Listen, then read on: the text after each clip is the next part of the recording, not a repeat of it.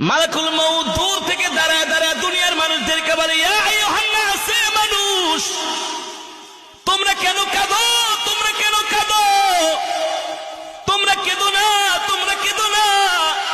আল্লাহর ইজ্জতের কসম, আল্লাহ তাআলা যতদিন তার হায়াতের জিন্দেগি দিয়েছিল ততদিন সে বেঁচে ছিল।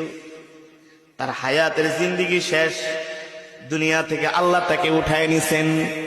আবার যখন কান্না করে আজরাইল ডাক দিয়া বলি, ইয়া আইয়ুহান নাস, এ মানুষ তোমরা কান্না করো না।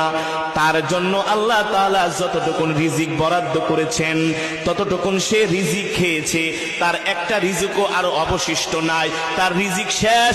এই কারণে আল্লাহ তাআলা তাকে দুনিয়া থেকে উঠায় নিয়েছেন। ঠিক কিনা? আবার মানুষ যখন কান্না করে কবর ডাক দিয়া বলে, আজরাইল ডাক দিয়া বলে, দুনিয়ার মানুষ কান্না করো না, যে ইন্তেকাল করছে সে তো দুনিয়া থেকে বেঁচে গেছে। তোমরা কবরের জন্য তৈয়ার হও, তোমরা কবরের জন্য প্রস্তুত হও। সাহাবীরা জিজ্ঞেস করলেন, গো আল্লাহর নবী, তাহলে আমরা আজরাইলের মালাকুল মউত ফেরেশতার এই কথা শুনতে পাই না কেন?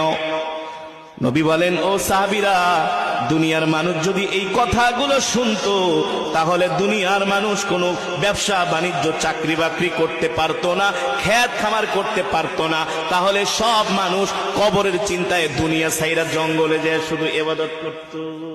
মান সালাকা তরিকান ইয়ালতামিসু ফীহি ইলমান সাহালাল্লাহু লাহু বিহি তরিকান ইলাল জান্নাহ। আল্লাহু আকবার।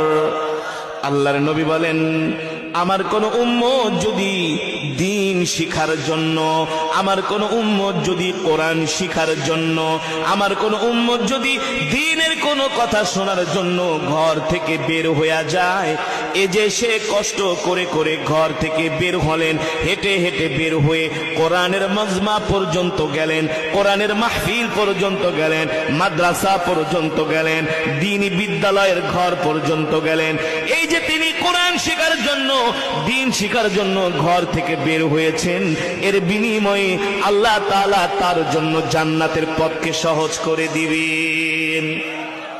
জোরে বলেন আল্লাহু আকবার।